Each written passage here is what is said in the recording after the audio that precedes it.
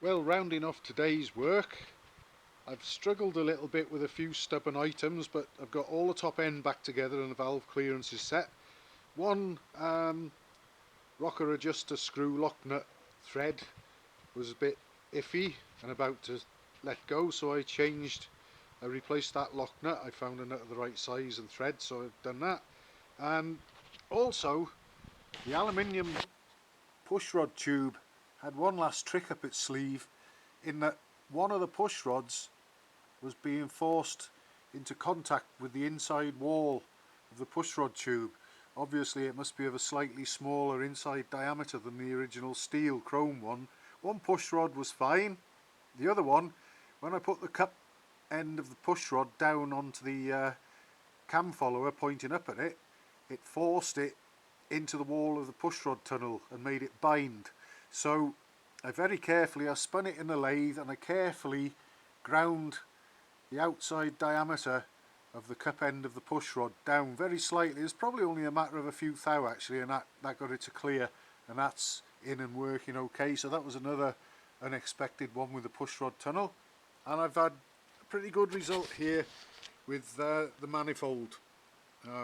Obviously these are the carburetors that I had to cut off, and here's one as it was when I cut it. We still got the rough face from the hacksaw when it went through it. What I've done, and I'll get this one off in a minute and show, I've smoothed off, because this all seems to be sort of hand done, I think. Certainly not machined, that's for sure, but I wanted to make the groove a little bit deeper and a little bit cleaner, so I'm taking advantage of being able to do that in the lathe. I set the other manifold up in the lathe, and I've sorted it, and also smoothed off the rough hacksawed face. And with the result, the one I've done is here, and I've got the carburetor. There's no clips at all obviously there yet, but it's all fitting nicely and firmly.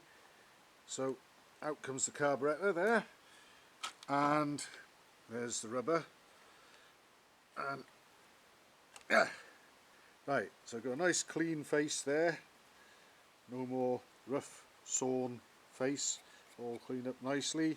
And I've also, like I said, I've tidied up this groove and made it wider and deeper, and that gives me a good fit for the rubber. And I just managed to get the Allen bolts in and pushed up against the flange before I started screwing them into the head. They would be a bit awkward to get out if you wanted to get one out first and then the other one. They do have to both be manipulated at the same time, but that's not so bad when you haven't got a carburetor hanging off the manifold getting in your way.